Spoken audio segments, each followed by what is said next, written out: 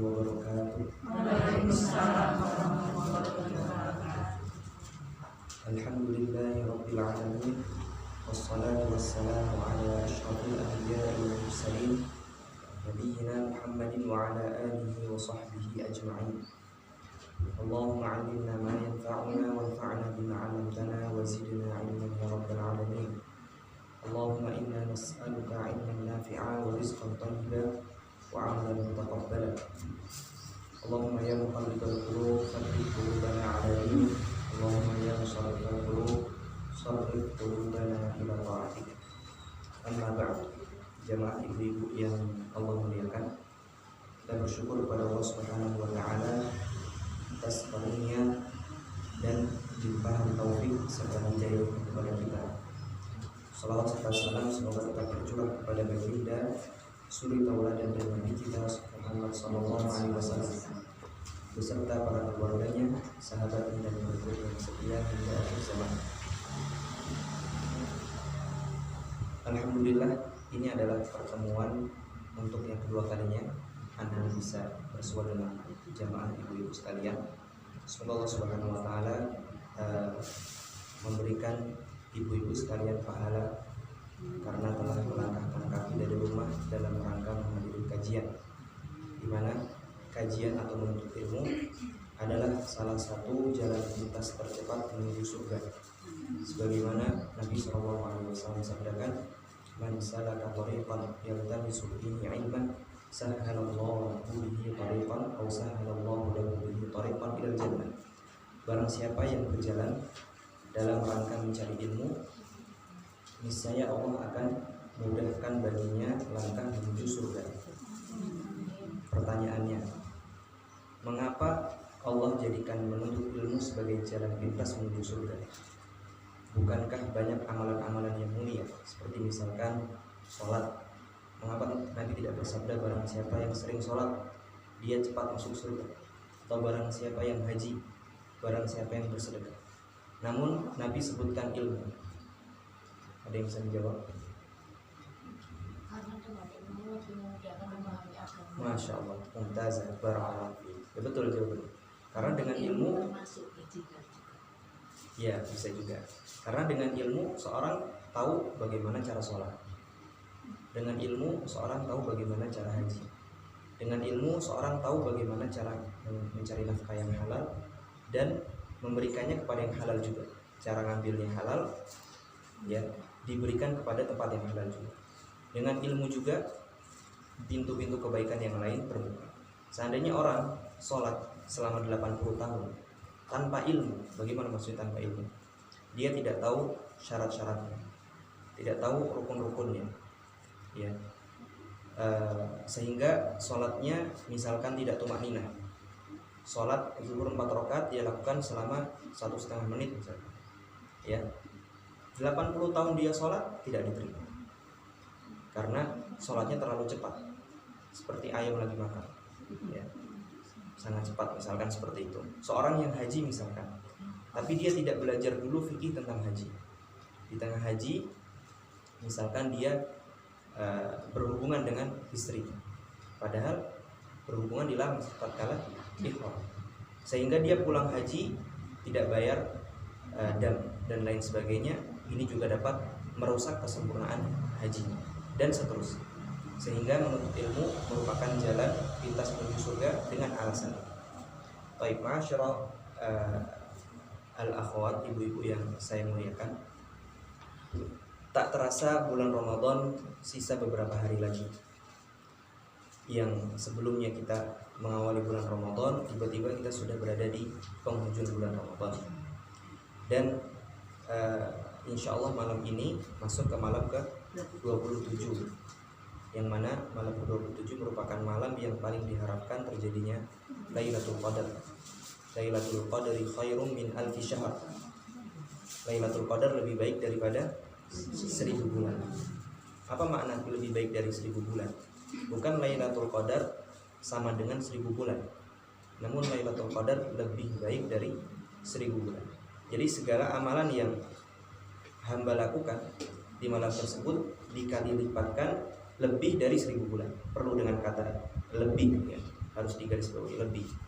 Artinya misalkan seorang membaca Al-Quran hanya satu surat di malam itu, dimulai dari pada maghrib atau pada isya atau pada surat satu surat, misalkan surat An-Naba amma yatasaalun, seakan-akan dia melakukan itu lebih dari 80-an tahun lebih, ya, saya katakan lebih. Apalagi jika dia penuhi malam-malam tersebut dengan amalan-amalan soleh yang lain, seperti misalkan berzikir, sholat tarawih, ya, kemudian berdoa, memohon ampunan kepada Allah Subhanahu wa taala dan lain sebagainya. Oleh karenanya sangat indah apabila seorang hamba mengakhiri bulan puasa ini atau bulan Ramadan ini dengan amalan yang agung pula. Yang saya maksudkan adalah bertaubat kepada Allah Subhanahu wa taala. Bertaubat kepada Allah Subhanahu wa taala hukumnya sunnah. Benar atau salah? Sunnah atau wajib? Wajib. Saya bilang sunnah, takutnya ada yang ngantuk. Ternyata nggak ada yang kaget, berarti ngantuk semua. Taubat kepada Allah Subhanahu wa taala hukumnya wajib, ya. Allah Subhanahu wa taala mensifati orang yang tidak mau bertaubat dengan kezaliman. Allah berfirman, "Wa man lam yatub fa ulaika humul zalimun." Barang siapa yang tidak mau bertobat, maka dia termasuk orang yang zalim. Kan kita nggak boleh berbuat zalim. Berarti taubat hukumnya wajib. Baik. Bertaubat kepada Allah merupakan amalan yang mulia, dan itu merupakan keharusan bagi seorang hamba, karena seorang hamba tidak ada yang lepas dari segala bentuk kesalahan, dosa, dan lain sebagainya. Baik orang awamnya maupun ustadznya, semuanya tidak ada yang tidak wajib pada haknya untuk bertaubat. Semuanya wajib untuk bertaubat, ya. Salah jika seorang mengira taubat itu hanya untuk orang-orang awam. Tidak. Hanya untuk orang-orang yang jarang di pengajian, tidak. Hanya orang-orang yang masih di diskotik, atau hanya orang-orang yang masih bekerja di tempat-tempat yang Allah haramkan, tidak. Hatta orang-orang soleh pun tidak lepas dari yang namanya dosa dan kesalahan. Secara zahir memang ada orang yang disebut dengan fasik, yaitu orang yang masih melakukan dosa besar, dan dosa besarnya itu dilihat oleh manusia, ya. Atau seorang yang masih melakukan dosa kecil dan terus-terusan, ini dihukumi dengan orang fasik. Apabila dia bersaksi di hadapan qadhi tidak diterima, ya. Tapi bukan berarti taubat hanya beruntuk baginya, ya. Orang-orang yang sering ke pengajian sering ditimpa dengan penyakit yang disebut dengan riya. Apa itu riya, Ibu? Beramal karena ingin dipuji, beramal karena ingin dipuji, beramal karena ingin dilihat, beramal supaya citranya naik, beramal supaya disebut-sebut, beramal supaya terkenal. Ini semua merupakan bentuk syirik kecil, ya. Syirik kecil ini dosa besar, ternyata tidak menimpa orang yang fasik, menimpa orang yang soleh. Begitu juga sum'ah, mirip dengan riya. Hanya saja riya itu biasanya terjadi di tengah-tengah amalan. Seorang ketika mau beramal, dia awalnya ikhlas, di tengah-tengah dia digoda. Ada juga penyakit hati lain yang namanya ujub. Ujub, apa itu artinya ujub? Berbangga diri. Biasanya ujub terletaknya setelah selesai beramal, ya, setelah selesai beramal. Jadi syaitan berusaha menggoda manusia dari sebelum beramal, saat beramal, dan setelah beramal. Gak ada selesai-selesainya syaitan untuk menggoda manusia. Dari sebelum beramal diusahakan gimana caranya hamba ini gak ikhlas. Ketika beramal dicoba lagi supaya gimana caranya orang ini riya. Setelah selesai beramal dicoba supaya orang ini pamer, ya, dan merendahkan yang lain.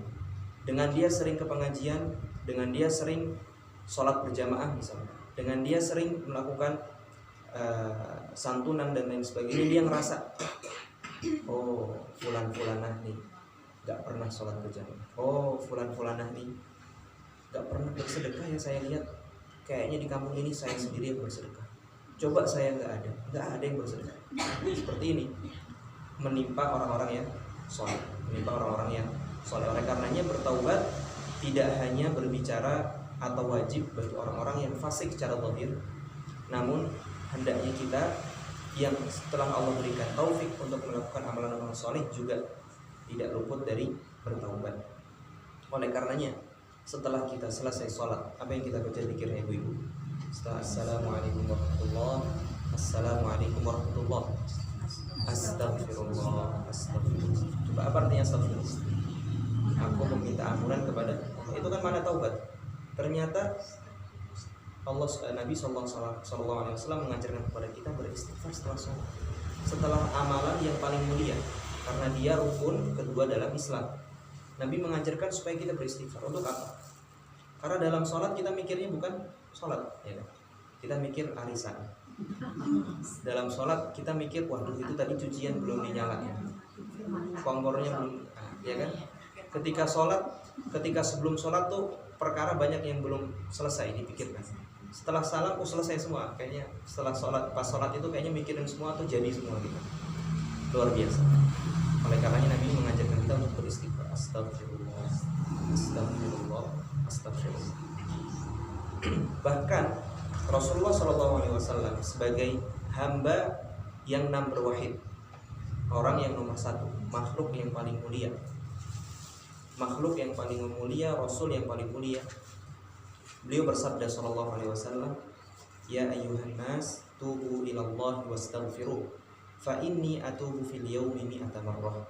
Wahai manusia, bertaubatlah kepada Allah dan beristighfarlah. Sesungguhnya aku, kata Nabi, aku itu bertaubat sehari berapa kali? 100 kali. Itu hamba yang paling mulia, bertaubat 100 kali. Apa daya kita? Hamba yang mungkin nggak pernah melakukan suatu ibadah yang benar-benar perfect, ya pasti ibadah kita selalu ditimpa dengan sesuatu yang membuat ibadah tersebut kurang. Rasulullah SAW sebagai suri tauladan kita bertaubat sehari 100 kali. Dalam hadis yang lain beliau juga bersabda, inni la astaghfirullah wa atubu ilaihi fil yaum aktsara min 70 marrah. Sesungguhnya aku bertaubat dan beristighfar kepada Allah dalam satu hari lebih dari 70 kali.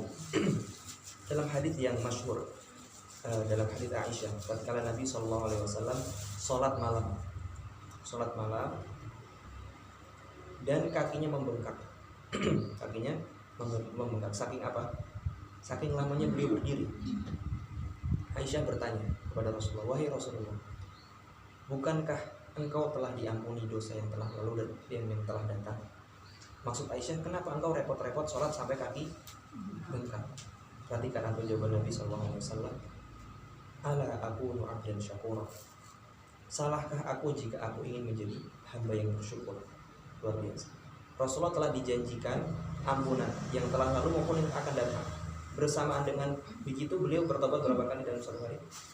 70 kali lebih atau 100 kali. Bersamaan dengan itu pula beliau SAW sholat malam sampai kakinya bengkak dalam rangka bersyukur kepada Allah Subhanahu wa taala. Dalam rangka bersyukur. Karena sejatinya seorang hamba meskipun dia bertakwa seperti Rasulullah, itu sama sekali tidak memberikan manfaat kepada Allah Subhanahu wa taala. Perhatikan. Seandainya seluruh hamba yang ada di muka bumi ini memiliki kualitas takwa seperti Nabi Muhammad, apakah hal tersebut memberikan manfaat kepada Allah? Dalam kata lain, apakah Allah untung dengan hal tersebut? Jawabannya tidak. Allah tidak butuh dengan ibadah kita. Yang mendapatkan manfaat dari taubat itu kita sendiri. Oleh karena dalam hadits qudsi, hadits qudsi Allah Subhanahu wa taala berfirman, ya ibadi law anna awwalakum wa akhirakum. Seandainya orang yang pertama kalian dan yang paling akhir, yang pertama kali diciptakan siapa? Nabi Adam. Sampai orang terakhir yang meninggal hari kiamat nanti. Wa insakum wa jinnakum, manusia dan jin kalian, kanu ala atqa qalbi rajulin wahidin minkum, semuanya itu berada atau memiliki kualitas takwa yang paling top. Ma zada dzalika fi mulki syai'an, hal tersebut tidak memberikan tambahan pada kerajaanku. Ya ibadi, wahai hamba-hambaku, law anna awwalakum wa akhirakum, seandainya orang pertama kalian dan orang akhir kalian, wa insakum wa jinnakum, manusia dan jin kalian, kanu ala afjari qalbi rajulin wahidin minkum, semuanya memiliki kualitas hati yang paling bobrok. Artinya orang yang paling bermaksiat di atas muka bumi ini, misalkan kita ambil contoh Fir'aun misalkan ya. Semuanya itu kualitasnya kayak Fir'aun. Kata Allah apa? Mana qasada min mulki syai'a. Itu tidak mengurangi kerajaanku sedikit pun. Artinya kewajiban taubat dengan dalil-dalil yang tadi telah kami sampaikan sama sekali tidak memberikan Allah manfaat. Juga tidak mengurangi apabila seorang tidak bertaubat kerajaan yang telah Allah Subhanahu wa taala miliki. Hal tersebut justru kembali kepada kita para hamba-hamba Allah Subhanahu wa taala. Allah Subhanahu wa taala berfirman tentang orang-orang yang bertaubat, "Innallaha yuhibbut tawwabin wa yuhibbul mutatahhirin." Sungguhnya Allah Subhanahu wa taala mencintai orang-orang yang bertaubat dan mencintai orang-orang yang mensucikan diri. Dalam hadis Nabi sallallahu alaihi wasallam bersabda, "Kullu bani Adam khata'un wa khairul khata'in at-tawwabun." Setiap anak Adam itu gemar berbuat salah. Setiap semuanya, baik orang yang terlihat fasik maupun yang terlihat soleh, semuanya gemar berbuat salah. Kata Nabi, "Wa khairul khata'in at-tawwabun." Namun yang sebaik-baik orang berbuat salah adalah orang yang gemar bertobat. Dari hadis ini kita ambil kesimpulan bahwasanya hukum asal manusia itu kerap berbuat kesalahan. Baik, kapan penilaian manusia itu menjadi lebih baik dari yang lain? Dengan sering bertaubat. Artinya orang yang terbaik di atas muka bumi ini adalah orang yang paling sering bertaubat. Seperti tadi telah dijelaskan, bertaubat bukan hanya dari dosa-dosa zahir, dosa-dosa batin seperti riya, ujub dan sum'ah juga wajib untuk kita bertaubat. Begitu juga ibadah yang kita lakukan tidak sempurna, kita wajib bertaubat atas hal tersebut. Baik, meskipun Allah Subhanahu wa taala tidak butuh dengan taubat kita, tapi dengan kemuliaan Allah Subhanahu wa taala, seorang yang bertaubat itu mendapatkan keuntungan baik secara akhirat, artinya dosanya diampuni dan dia dimasukkan surga, atau keuntungan di dunia. Bagaimana penjelasannya? Allah Subhanahu wa taala berfirman melalui lisan Nabi Nuh, "Faqultu astaghfiru rabbakum innahu kana ghaffara." Maka katakanlah wahai Nuh kepada kaummu, "Istaghfiru rabbakum," mintalah ampun kepada Rabb kalian, "innahu kana ghaffara," sesungguhnya Allah Subhanahu wa taala adalah Rabb yang Ghaffar, Maha Pengampun. Kemudian Allah berfirman, "Yursilis samaa 'alaikum midrara." Allah akan dengan kalian beristighfar, Allah akan kirimkan air, Allah akan turunkan hujan secara deras. Wa yumdidkum bi amwalin wa banin wa yaj'al lakum jannatin wa yaj'al lakum anhar, dan akan memberikan kalian keturunan yang banyak dan akan mengalirkan sungai-sungai dan akan membuatkan untuk kalian kebun. Subhanallah. Bayangkan, taubat keuntungan bukan untuk Allah. Tadi kita telah jelaskan dalil yang menunjukkan Allah tidak butuh terhadap ibadah kita. Bersamaan dengan itu, jika seorang bertaubat, Allah berikan apa tadi? Yang pertama, hujan yang deras, hujan yang berkah. Kemudian keturunan yang banyak. Kemudian Allah berikan juga untuknya sungai yang mengalir beserta kebun. Luar biasa. Dalam hadis yang lain diriwayatkan oleh Imam Muslim dari sahabat Anas bin Malik. Hadis ini luar biasa, memiliki faedah yang banyak. Rasulullah SAW bersabda, "Lallahu ashaddu farahan bi taubati 'abdihi hina yatubu ilaihi min ahadikum kana 'ala rahilatihi bi ardi falatin." Sungguhnya Allah Subhanahu wa taala jauh lebih berbahagia dari atau bahagia dengan taubatnya seseorang ketika bertaubat, melebihi bahagianya seseorang yang berada di atas kendaraan. Misalkan dia sedang musafir, dia sedang safar, kita anggap misalkan tunggangan yang dia miliki itu unta. Kata Allah, Allah lebih bahagia dengan taubatnya seorang melebihi bahagianya orang ini. Seperti apa misalkan? Nabi akan jelaskan dengan taubatnya, dengan bahagianya orang yang berada di atas tunggangannya di ardi falatin, di daerah yang kosong, misalkan gurun Sahara, ya, nggak ada siapa-siapa. Fanfalatat minhu, kemudian tunggangan itu pergi menjauhinya, artinya dia hilang, untanya itu pergi. Wa 'alaiha ta'amuhu wa syarabuhu, padahal di atas tunggangan tersebut terdapat makanan dan minuman. Artinya seluruh perbekalannya berada di atas unta tersebut. Kemudian unta tersebut pergi. Fa'aisa minha, kemudian orang tersebut pun putus asa. Artinya ya sudah, tinggal nunggu apa? Tinggal nunggu mati. Karena dia berada di gurun Sahara misalkan, dia sudah tidak memiliki perbekalan. Dia mau ke kanan, ke kiri, ke depan, ke belakang, nggak ada waktu kecuali dia meninggal. Apa yang dia lakukan? Fa'ata syajaratan fattaja'a fi dhilliha. Kemudian dia datangi suatu pohon, kemudian dia beristirahat, berbaring di bawah naungan pohon tersebut. Wa qad aisa min rahilatihi, dan dia dalam keadaan sudah sangat putus asa dengan ontanya tersebut. Fa bainama huwa kadzalik, tatkala dia sudah putus asa, id huwa biha qa'imatan 'indah, ternyata tiba-tiba ontanya datang menemuinya, berada di depannya. Bahagia enggak kira-kira? Oh, bahagia banget, luar biasa. Fa akhadha bi khitamiha, kemudian dia ambil tali pelananya, summa qala min syiddatil farah, kemudian dia berkata karena saking senangnya. Perhatikan kata-kata ini kufur, yang dia ucapkan kata-katanya kufur, mengandung unsur kekafiran, tapi tidak kafir orang ini karena dia mengucapkannya dalam keadaan tidak sengaja, saking senangnya. Apa yang dia ucapkan? Allahumma anta abdi wa ana rabbuk, ya Allah, sungguhnya engkau adalah hambaku dan aku adalah Rabbmu. Kufur atau tidak? Kufur, tapi dia nggak sengaja, jadi nggak kafir orangnya, ya. Akhta'a min syiddatil farah, kata Nabi, orang ini salah ucap karena saking senangnya, ya. Kata Nabi, Allah Subhanahu wa taala itu lebih senang dengan taubatnya seorang, lebih senangnya orang tadi ketika ketemu ontanya yang sebelumnya hilang. Bayangkan, tadi sudah kita jelaskan, Allah tidak butuh terhadap taubat kita. Bersamaan dengan itu, kalau ada yang mau taubat, Allah senang. Bersamaan dengan itu, kalau ada orang yang bertobat, Allah Subhanahu wa taala pun senang.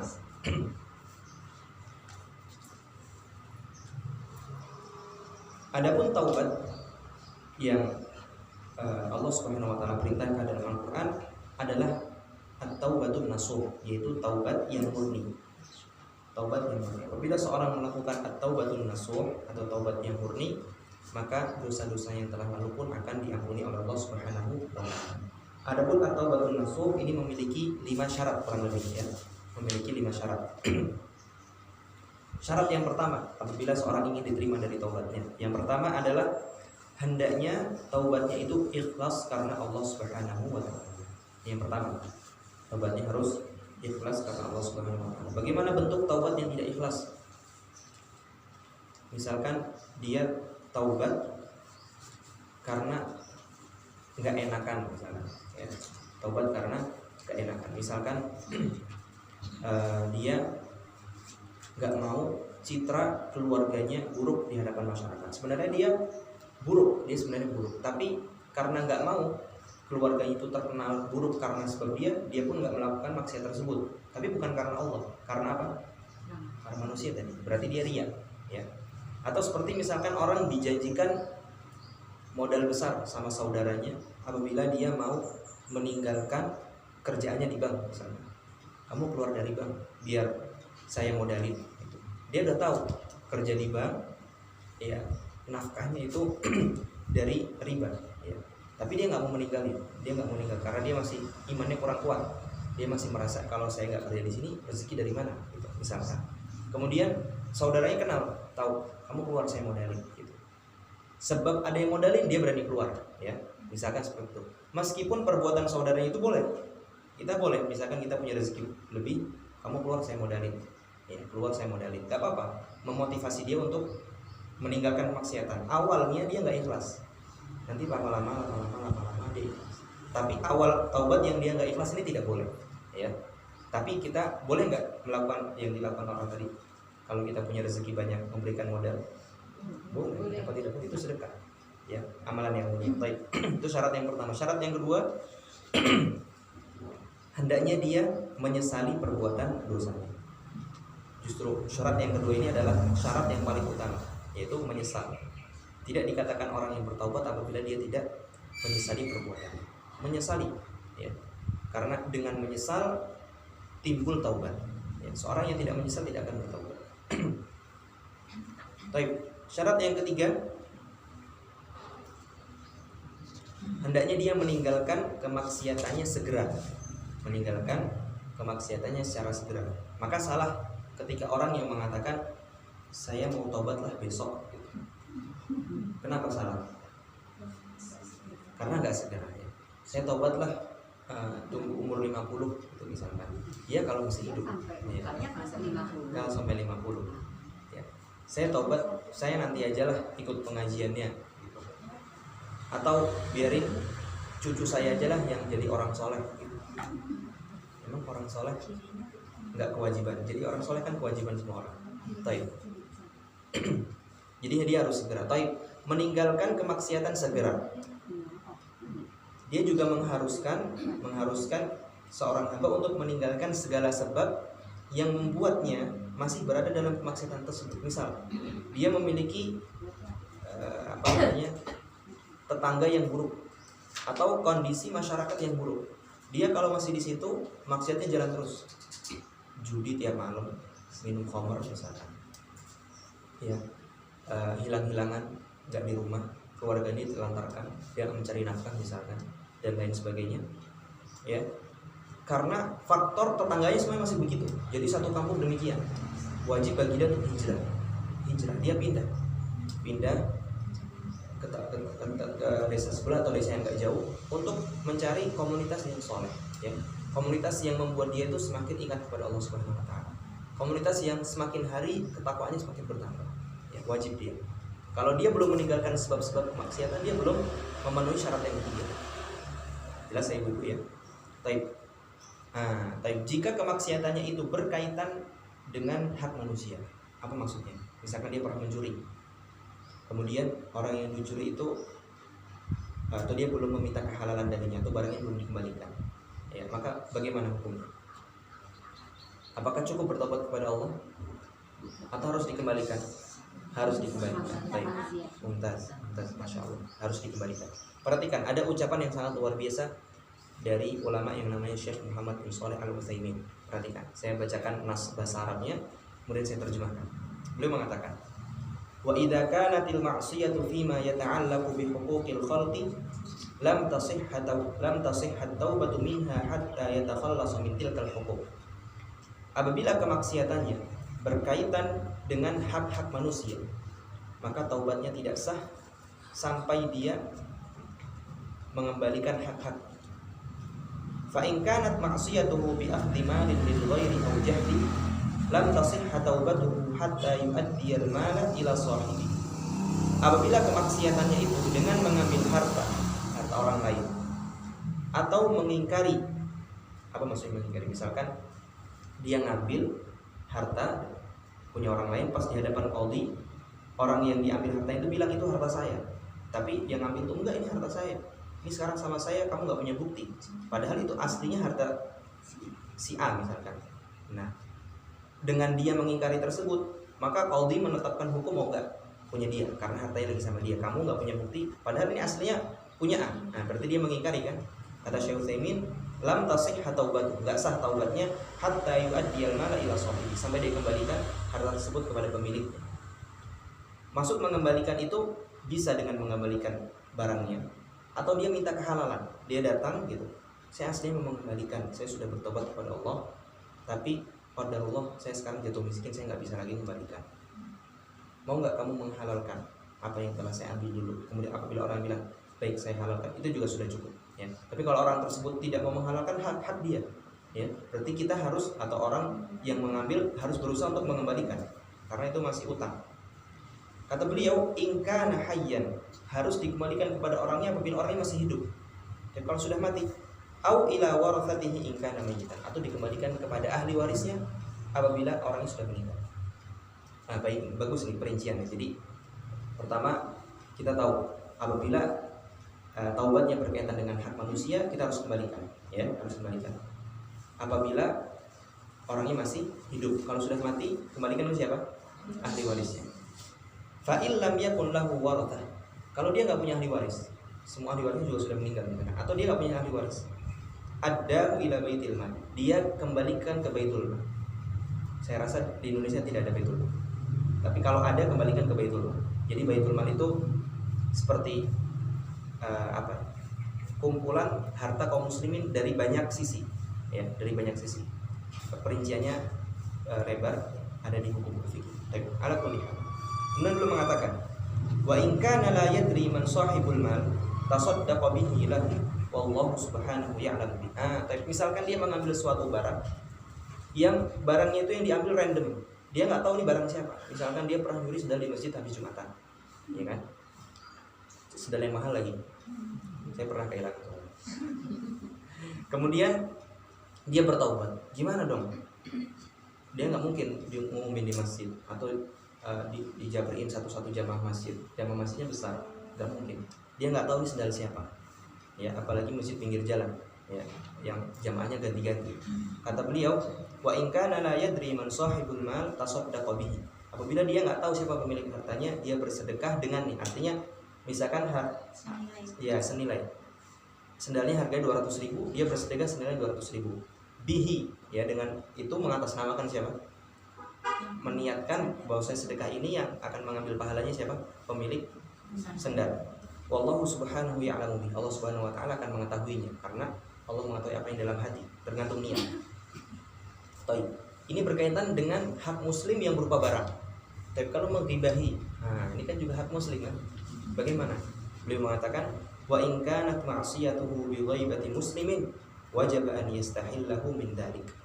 Apabila maksiatnya itu berupa menggibahi seorang muslim, dia wajib untuk meminta kehalalan baginya, atau minta maaf. Ini pendapat beliau, ya, meminta maaf darinya. Tapi ada pendapat kedua dari ulama yang lain, mengatakan ghibah itu nggak usah minta maaf. Bagaimana nggak usah minta maaf? Kalau kita minta maaf dari orang yang pernah kita gibahi, dia makin marah. Bener nggak? Mohon maaf bu, saya pernah gosipin panjenengan. Jadi malah aslinya nggak tahu, gara-gara minta maaf makin marah kan? Ala kulli hal, ini perbincangan di kalangan para ulama. Beliau mengatakan kalau beliau harus meminta kehalalan, tapi yang lebih baik sepertinya enggak. Terus gimana cara bertaubatnya? Akan dijelaskan insyaallah. In kana qad alima bi ghaibatihi. Beliau mensyaratkan harus meminta maaf apabila dia sudah tahu orang ini kita pernah menggibahinya. Nah, kalau itu kita harus minta maaf. Jelas ya? Kalau belum tahu nggak harus minta maaf, tapi nanti akan dijelaskan insyaallah. Au khafa an ya'lama bihi, atau takut kalau orang ini akan tahu. Nah, kayaknya udah tersebar, ntar dia bakalan marah, ya udah saya minta maaf duluan gitu ya. Baik. Wa illa astaghfara lahu. Kalau enggak bagaimana? Ya. Kalau enggak dalam keadaan demikian, misalkan orangnya belum tahu atau enggak dia takut atau dia tidak takut orangnya akan tahu. Kata Syekh Utsaimin, istaghfara lahu. Dia mintakan ampun untuknya. Artinya orang yang kita gibahi, kita doakan. Ya Allah, ampunilah fulan. Ya Allah, berikan ampunan untuknya. Ya Allah, ampunilah dia dan kedua orang tuanya, dan lain sebagainya. Wa athna alaih, dan dia puji dia. Kita kan pernah menggibahi orang di suatu majelis, sekarang kita ganti, puji dia di majelis. Ternyata ibu fulan itu saya kemarin lihat dia bersedekah diam-diam, luar biasa. Tapi jujur, jangan dibuat-buat. Artinya memang ibu ini sebenarnya orang baik gitu. Ya, kalau sebelumnya dia bilang ibu itu tuh sedekah itu cuma biar dikira baik kan. Sekarang diganti, enggak dia enggak cuma dikira baik, dia beneran baik kan, gitu misalkan. Dirubah gosipnya ya. Baik. Kemudian beliau mengatakan wa athna alaihi bi sifatihil mahmudah fil majlisil ladzi khatabahu fihi. Hendaknya dia memuji orang yang pernah digibahi dengan sifat-sifat terpujinya di majelis yang pernah dia gunakan untuk ghibah. Fa innal hasanati yudhibna sayyi'at. Karena kebaikan itu akan menghapus kejelekan. Baik. Dari sini kita tahu dosa ghibah. Maka saya nasihatkan untuk ibu-ibu sekalian untuk jangan gosip. Kedua, jangan nonton gosip artis. Ya. Nonton gosip artis itu termasuk ghibah. Ya. Jangan nyalain televisi dengan channel yang gosipin artis. Nggak usah didengar sama sekali. Ya. Nggak ada manfaatnya, itu bikin kita nggak bahagia. Ya. Coba ibu-ibu nggak pernah dengerin gosip seperti itu selama 1 bulan, hidup tenang. Kalau setiap hari nontonin itu nggak tenang, orang lain yang susah kok kita yang stres, ya kan?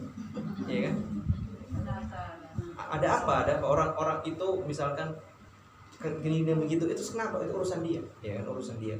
Dengan kita nggak mikirin dia, kita hidup tenang. Tadi ada orang yang berhak untuk lebih kita pikirin tetangga kita nggak bisa makan, nah itu kita pikirin. Artis fulan cuman kehilangan uang 50 juta kok kita yang stres. Dia ada uangnya 2 miliar, kehilangan 50 juta nggak usah stres. Ini tetangga kita ada yang nggak makan, kita kasih makan. Ya, demikian. Baik. Ya sepakat ya, insya Allah ya, sudah nggak ada yang nonton channel-channel demikian. Insya Allah saya husnuzon ya.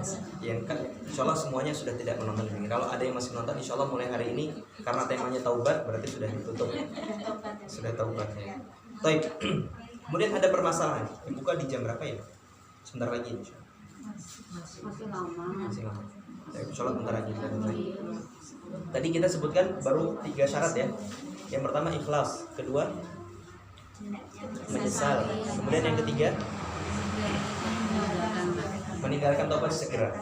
Nah, kemudian dari nomor 3 ini timbul permasalahan apabila taubatnya itu berkaitan dengan hak manusia dengan perincian yang tadi telah kami sampaikan dari ucapan Syekh Muhammad bin Shalih Al-Utsaimin. Baik, syarat keempat, hendaknya dia bertekad untuk tidak kembali. Nah, ini penting syaratnya. Bertekad untuk tidak kembali. Ingat, syarat taubat itu bukan tidak kembali. Ya, seorang bertaubat bertaubat atas dosa A. Dia sudah bertekad untuk tidak kembali. Qadarullah gitu. Sudah bertekad, dia ketemu teman yang dulu. Wah, ngajak terus dia tergoda, akhirnya dia jatuh lagi misalkan. Taubat yang dulu diterima atau tidak? Pertanyaannya. Diterima. Karena syarat taubat itu bukan tidak kembali, tapi bertekad untuk tidak kembali. Di kedepannya kembali lagi, ya taubat lagi. Makanya ucapan manusia taubat sambel untuk membuat manusia yang lain itu takut bertobat, ini salah. Nah, ini sering diucapkan, taubatmu ini taubat sambel. Jangan diucapin begitu. Orang itu kan lagi berusaha bertaubat. Kenapa kita downing jadi dengan kata-kata taubat sambel? Ya, sudah. Jangan dibilang taubat sambel. Ya. Dia sudah berusaha taubat, qadarullah jatuh lagi. Ya kita motivasi lagi. Ya, taubatmu palsu. Nah, gitu. Ya. Dan lain sebagainya dari ucapan lain, dengan mengatakan kamu nih kalau lagi ada butuhnya kembali sama Allah gitu, kalau lagi ada butuhnya kamu kemana aja. Kayak kita nggak gitu aja kan, kita juga gitu kan, ternyata yang ngomong juga gitu. Ketika lagi ada maunya sama Allah ya kita dekat, ya kan, itu ternyata nggak menimpa orang-orang fasik. Ternyata orang-orang yang terlihat sering beribadah melakukan hal yang sama. Ya, masing-masing dari kita tahu ya kualitas diri kita, jangan merasa lebih baik dari orang lain. Tayyib. Itu ya, jadi syarat 4 nih penting. Bertekad untuk tidak kembali, bukan apa? Bukan tidak kembali. Ya, syarat bertobat itu bukan tidak kembali. Bertekad untuk, yang penting dia sudah bertekad, dia sudah menyesal, dia sudah meninggalkan sebab-sebab dosanya, dia sudah ikhlas. Qadarullah, di kemudian hari jatuh lagi, ya taubat lagi. Gitu ya. Dan taubat yang sebelumnya diterima atau tidak? Diterima. Baik, syarat kelima. Ini syarat terakhir. Hendaknya taubatnya itu sebelum waktu ditutupnya taubat. Hendaknya bertaubat sebelum waktu ditutupnya taubat. Tapi kapan waktu ditutupnya taubat? Waktu ditutupnya taubat terbagi menjadi 2. Pintu umum dan pintu khusus. Pintu umum itu maksudnya sebelum datangnya hari kiamat.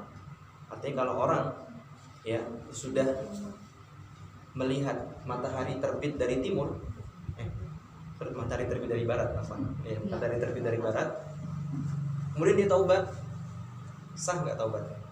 Tidak sah, ya, tidak sah. Karena sudah hari kiamat. Wah, sudah dari barat, taubatlah, enggak. Karena ente tahu nih bentar lagi udah kiamat, enggak terima. Allah Subhanahu wa taala berfirman, "Yauma ya'ti ba'du ayati rabbika la yanfa'u nafsan imanuha lam takun amanat min qablu aw kasabat fi imaniha khairan." Hari pada saat sebagian ayat-ayat Rabbmu itu datang, maksudnya ayat-ayat Rabbmu itu matahari terbit dari barat. La yanfa'u nafsan imanuha, tidak bermanfaat lagi keimanan seseorang. Artinya taubatnya sudah tidak diterima. Itu pintu yang secara umum. Pintu secara khusus adalah sebelum ajal dicabut. Artinya ketika sudah ajal dicabut, ya sudah melihat malaikat maut, begitu sudah tidak diterima lagi, ya. Sudah tidak diterima lagi. Jadi kapanpun taubat itu bisa diterima, sebelum 2 waktu ini, sebelum ajal menjemput. Rasulullah SAW bersabda, Innallaha yaqbalu taubatal 'abdi ma lam yughargir. Sungguhnya Allah Subhanahu wa taala senantiasa menerima taubat hambanya selama belum yughargir, artinya ruhnya belum dicabut, ya. Hadis ini diriwayatkan oleh Imam Ahmad, Tirmidzi, dan beliau mengatakan hadisnya hasan. Baik.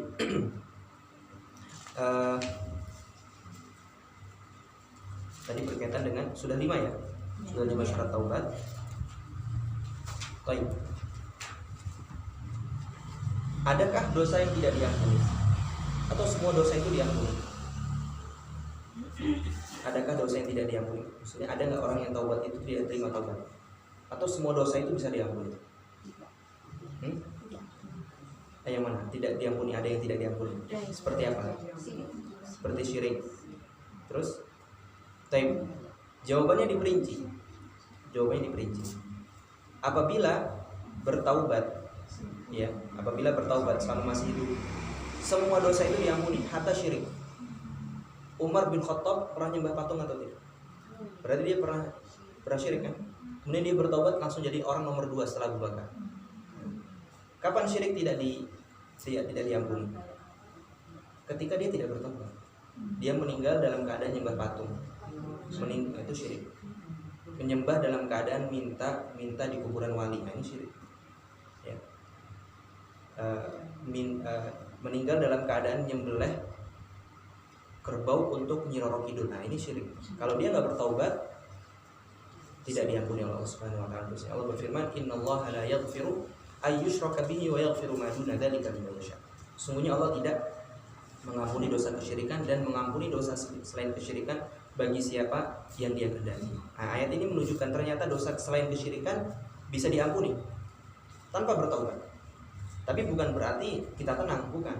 Maksud ayat ini itu menjelaskan betapa besarnya dosa kesyirikan. Kalau dia nggak taubat, Allah nggak akan ampuni. Itu maksud ayat ini, bukan menunjukkan kita santai-santai aja dosa selain syirik, bukan. Dan untuk mengingatkan diri kita, meskipun kita sudah beramal semaksimal mungkin, ternyata nggak ada jaminan amalan kita diterima. Di hadapan seorang yang menurut kita dia ahli maksiat, belum tentu Allah akan. Bisa jadi dia punya amalan soleh yang rahasia, yang lain nggak ada yang tahu, sedangkan amalan kita semua pamer. Ternyata Allah ampuni dosa dia dan gak menerima amalan kita. Kan kayak gitu kan, naudzubillah min dzalik, ya. Jadi kita nggak boleh sama sekali memandang orang lebih baik daripada kita, sama sekali nggak boleh, sama sekali. Hatta itu orang kafir, gimana maksudnya orang kafir? Karena kita nggak tahu ajalnya. Bisa jadi dia sudah bertaubat sebelum ajalnya. Baik, sudah adzan sepertinya ya. Jika sudah adzan, kita cukupkan di sini saja. Wassallallahu wasallam ala nabiyina Muhammad wa ala alihi wasahbihi ajma'in. Subhanakallahumma wa bihamdika asyhadu an la ilaha illa anta astaghfiruka wa atubu ilaik. Wassalamualaikum warahmatullahi wabarakatuh.